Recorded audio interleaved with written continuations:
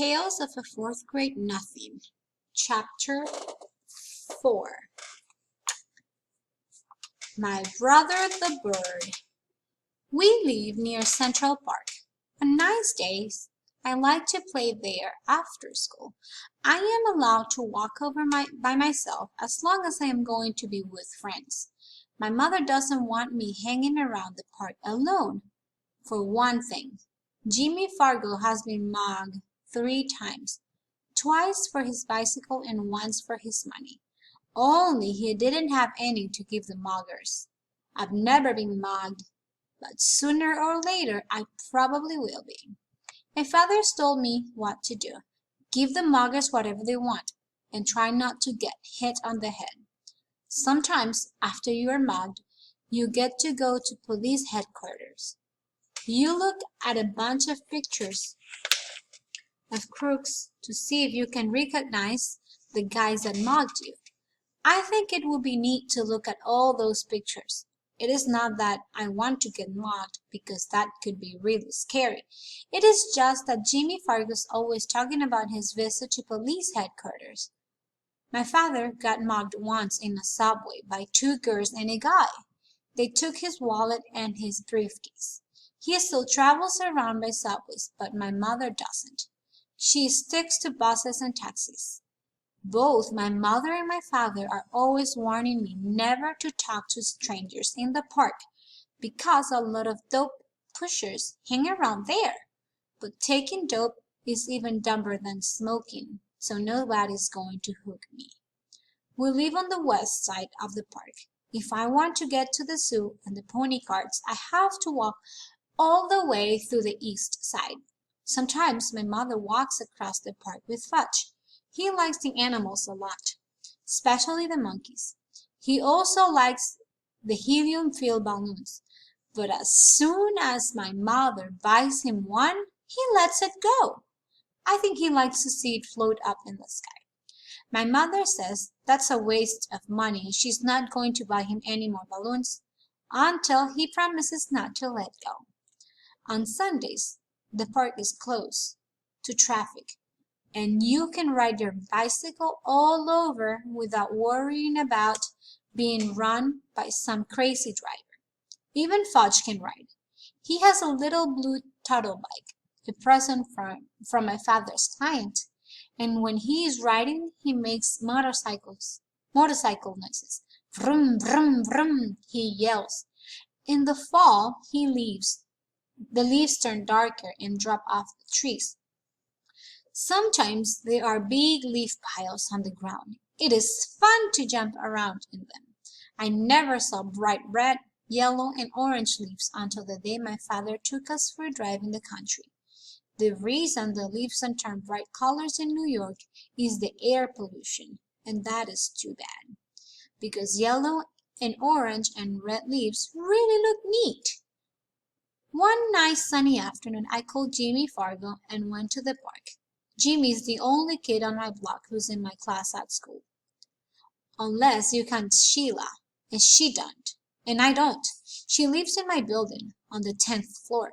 Henry, the elevator operator, is always making jokes about me and Sheila.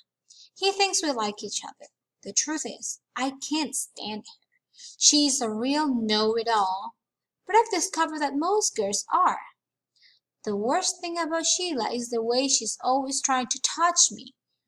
And when she does, she yells, "Peter's got the cooties! Peter's got the cooties!" I don't believe in cooties anymore. When I was in 2nd grade, I used to examine myself to see if I had them. But I never found any. By 4th grade, most kids have given up on cooties, but not Sheila.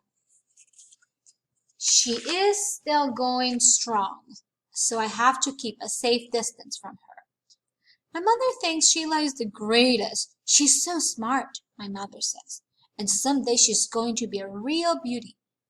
Now that's the funniest, because Sheila looks a lot like the monkeys that Fudge is so crazy about. So maybe she'll look beautiful to some ape, but never to me. Me and Jimmy have this special group of rocks where we like to play when we're in the park. We play secret agent up there. Jimmy can imitate all kinds of foreign accents, probably because his father's a part-time actor. When he's not acting, he teaches a class at City College. Today, when we got to our rocks, who should be perched up there but Sheila? She was pretending to read a book, but I think she was just waiting for me and Jimmy. To find out what we'd do when we found her on our own personal rocks. "Hey, Sheila," I said, "those are our rocks." "Says who?" she asked. "Come on, Sheila," Jimmy said, climbing up. "You know me and Peter hang out here." "Too bad for you guys," Sheila said. "Oh, Sheila," I shouted, "go and find yourself another rock." "I like this one," she said, as if she owned the park. "So why don't you two go find another rock?" Just then, who should come tearing down the path but Fudge. My mother was right behind him, hollering, "Fudgy, wait for Mommy." But when Fudge gets going, he doesn't wait for anybody. He was after some pigeons. "Birdie, here, Birdie," he called.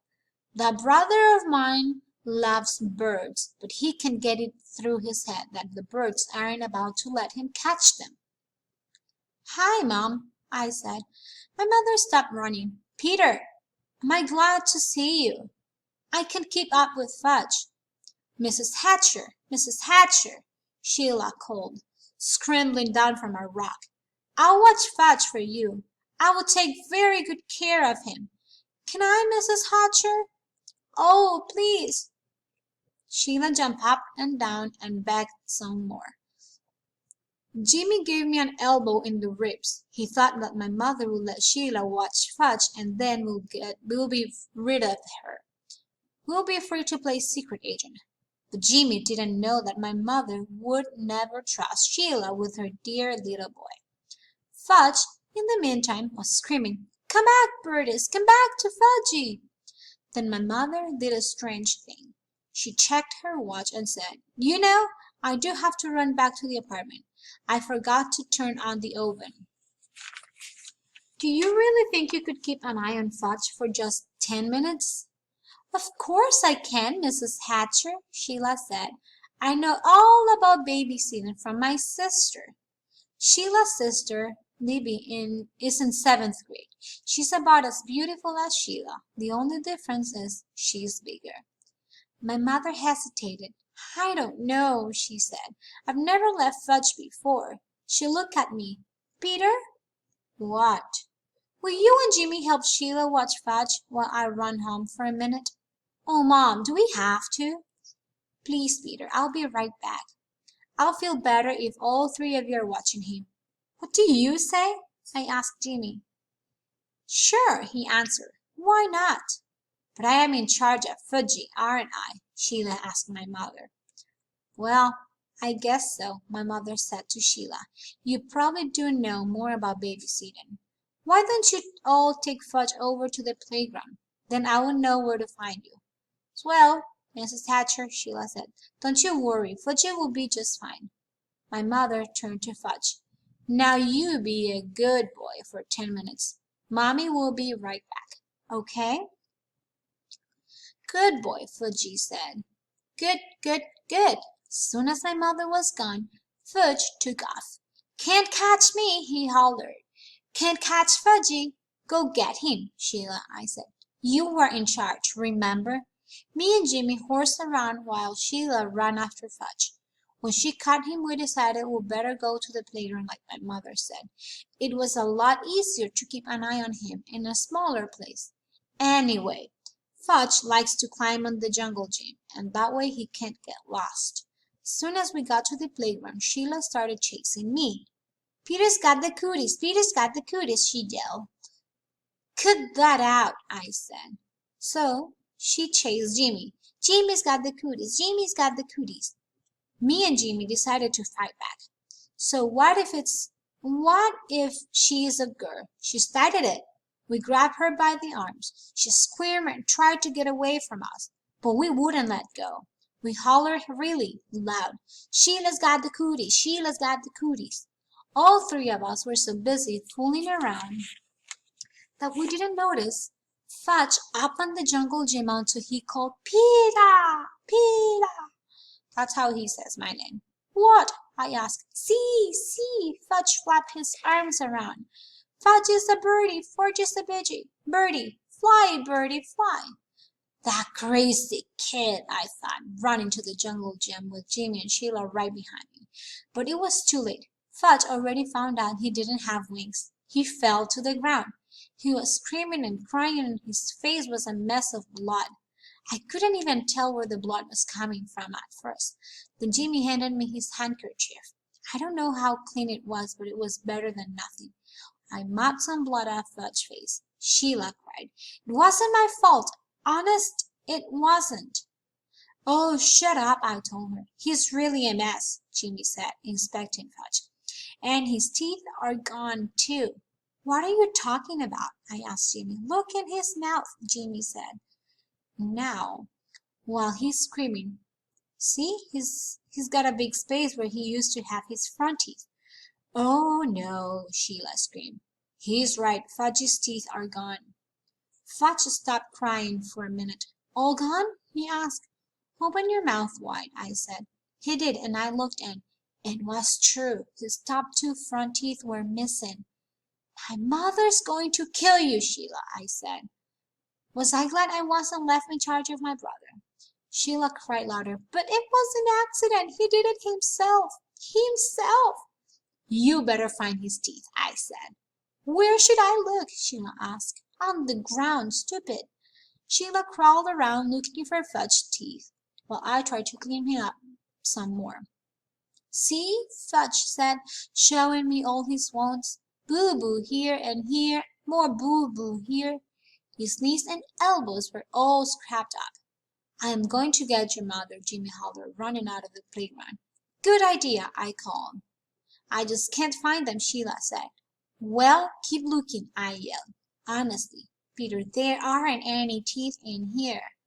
"All gone?" Fudge asked again. "Not all," I told him, "just two." Fudge started to scream, "Want my teeth! Want my teeth!" Jimmy must have met my mother on her way back to the park, because it only took about 2 minutes for her to get there. By that time, a whole crowd of kids had gathered around us. Most of them were crawling on the ground like Sheila, looking for Fudge's teeth. My mother picked up Fudge. "Oh, my baby, my precious, my little love." She kissed him all over. "Show Mommy where it hurts." Fudge showed her all his boo-boos. Then he said, "All gone." "What's all gone?" my mother asked. "His top two front teeth," I said. "Oh, no!" my mother cried. "Oh, my poor little angel!" Sheila sniffled and said, "I just can't find them, Mrs. Thatcher. I've looked everywhere, but Fudge's teeth are gone." "He must have swallowed them," my mother said, looking into Fudge's mouth. "Oh, Mrs. Thatcher, how awful! I'm sorry, I'm really very sorry," Sheila cried. "What will happen to him?" "He will be all right, Sheila," my mother said. "I'm sure it was an accident. Nobody's blaming you." Sheila started bawling again. My mother said, "Let's go home now." I thought my mother was being pretty easy on Sheila. After all, she was left in charge. When we got home, Mom washed Fudge's cuts and scrapes with peroxide. Then she called Dr. Cone. He told her to take Fudge to our dentist. So my mother called Dr. Brown's office and made an appointment for the next day.